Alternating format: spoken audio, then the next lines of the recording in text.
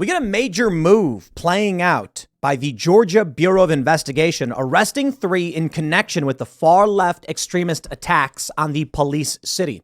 The reason this story is so significant is they're not just going after individuals who literally firebombed buildings or attacked government property. They're going after those who helped facilitate funding for these groups, calling it financial crimes. The story from Fox 5 Atlanta. 3 people connected to protests at the site of the planned Atlanta Public Safety Training Center have been arrested on charges of money laundering and charity fraud. The Georgia Bureau of Investigation announced the arrests Wednesday morning in conjunction with the Atlanta Police Departments. Marlon Scott Kautz, 39, of Atlanta, Serenity Patterson, and Adele McLean were all charged with money laundering and charity fraud. The GBI says arrests stem from ongoing investigation of individuals responsible for numerous criminal acts at the future site of the Atlanta Public Safety Training Center. Agents and officers executed search warrants and found evidence linking the 3 suspects to the financial crimes, according to the GBI. Authorities say all 3 individuals will be booked into a local jail and have a bond hearing scheduled soon. We have the official Twitter thread here from the Georgia Bureau of Investigation. Now, I think what we're seeing, for one, the left freaking out saying they're just raising money for legal fees. Here's what I think is actually happening. My personal opinion on the matter. I think these people are running fundraisers under the guise of legal fees, but we're probably using these funds for direct action. And the government was able to see it. Now, if this is a case of the government arresting people for simply trying to launch a legal defense, then we've got a very, very serious problem. What do? I don't trust far left extremists at all. So if they're raising money and the government comes out and they're like, dude, they're laundering money, it's charity fraud, I'd be like, well, okay, innocent until proven guilty, but these people get no benefit of the doubt from me. Show me the proof. Let me see it. The GBI, along with the Atlanta Police Department, have arrested 3 people on charges stemming from the ongoing investigation of individuals responsible for numerous criminal acts at the future site of the Atlanta Public Safety Training Center and other metro Atlanta locations. Goes on to mention the names I already read. Agents and officers executed a search warrant. The case is being jointly prosecuted by the Georgia Attorney General's Office and the DeKalb County District Attorney's Office. In this tweet from Alec Karakatsanis, probably pronouncing your name wrong. He says, take a look at this. The logic by the Republican Attorney General would suggest that anyone donating to a bail fund or legal support charity is guilty of felony terrorism crimes. How liberal institutions react to this fascist abuse of power will be vital. Well, the people attacking the police station are the land are fascists. So like, y'all can duke it out for all I care. You don't get to come to me. Say the government are fascists, wreak havoc throughout the city, attacking innocent people, lying about it, and then claim you aren't the fascists. You don't get to come to me and support massive multinational corporations that are gutting and destroying this country and its people, and then claim they are the fascists. Y'all are fascists as far as I'm concerned. And you want me to come out and defend you now? Spare me. Your boos mean nothing. I've seen what makes you cheer. Here's the tweet. Alex says a bone-chilling development in Atlanta just now. Heavily militarized police just arrested bail support and legal defense workers who are providing charitable support to protesters arrested for opposing cop city in Atlanta. Police are calling financial crimes. You're a liar. I just don't believe you. In fact, because you said this, I'm now under the impression that these people were raising money for legal defense, but then using that money for direct action. You people lie. The far left is a bunch of psychotic, deranged, cultist liars. You've lied about everything. After Jussie Smollett, the Covington kids, Russiagate, Ukrainegate, I know those are more establishment, but after all the lies, after the 529 insurrection where you tried to burn down a church, sorry, you say this, I go, wow, it must be the opposite, because far be it for me to fall for your lies. He says, as many have written before, the expansion of fascist state repression we are seeing and the silence of many progressives and liberals is on the verge of forever changing our society. That's right. We liberals are being silenced by you deranged psychopaths. Y'all are fascists. And you know what? If you want to go duke it out with other fascists, fine, so be it. The government will arrest you when you commit those crimes, and that's what should happen. Me? I'll continue to oppose massive multinational corporations and overreach by the state. I have no problem saying the government shouldn't arrest people who are engaged in legitimate legal defense practices. But you know what? Because the far left lies about literally everything, I'm going to sit back and wait and see. All right, government, do your thing. Prove it. Not that I trust the government. He said, so he says, take a look at this logic with what I read.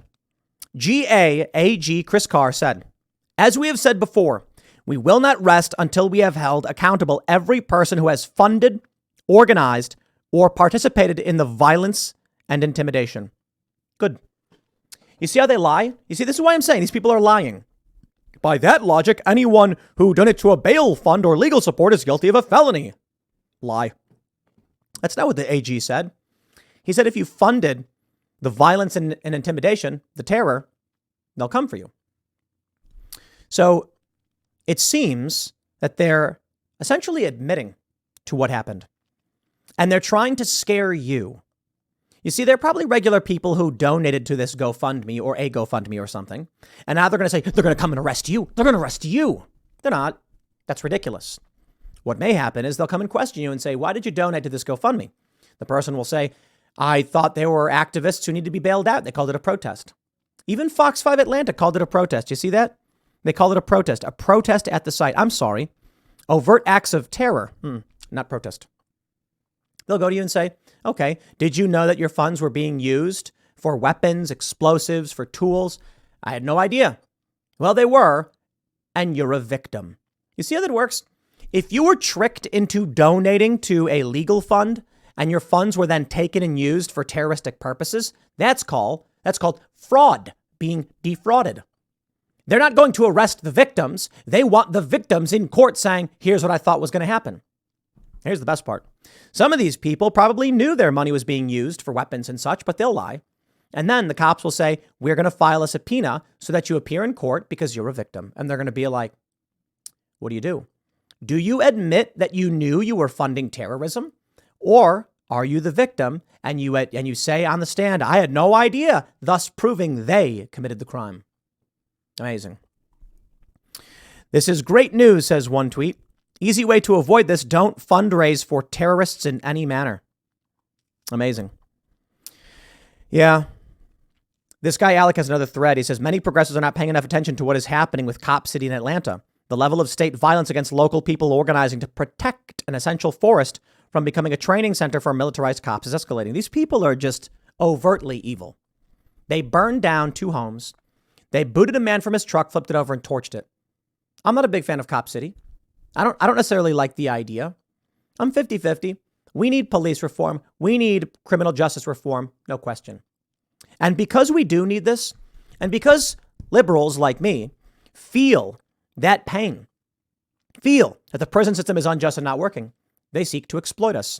Evil individuals like this, they say, we're going to work for you. What do they really want? They want far left extremism. I don't want that. I just want accountability for bad cops. There's a lot of good cops, a lot of really bad cops. I want accountability when bad cops do bad things. I want body cameras. Don't make excuses. I want cops to do better. I want safety and security in this country.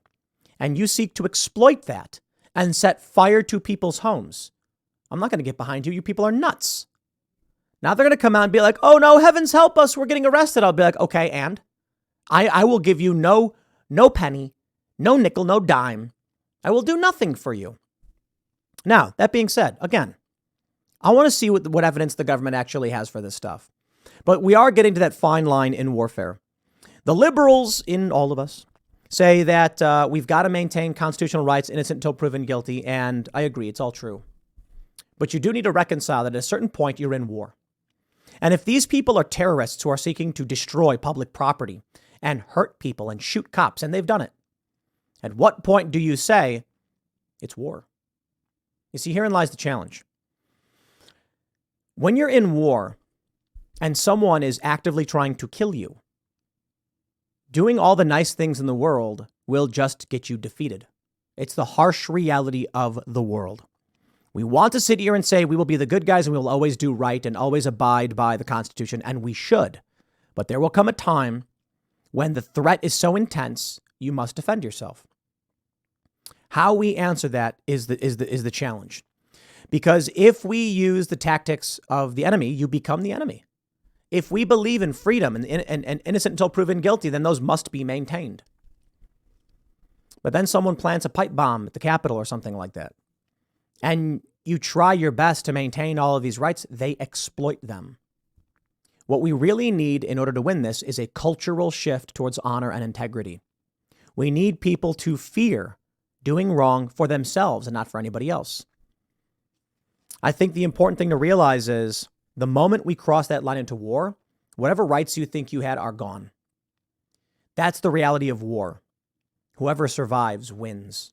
And that's the terrifying reality we aim to avoid. But I mean to say is, we should maintain all of the rights of the Constitution and innocent until proven guilty, lest we become become the monster we seek to fight. Be careful when gazing into the abyss. Be careful when fighting monsters, lest ye become one. For as you gaze into the abyss gazes back.